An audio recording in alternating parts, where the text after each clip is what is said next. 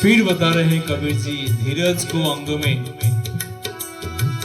कबीर धीरज के घरे हाथी मन भर खाय, टूक एक के कारणे स्वान घरे घर जाय। टूक एक के कारणे घरे घर स्वान घरे घर जाय।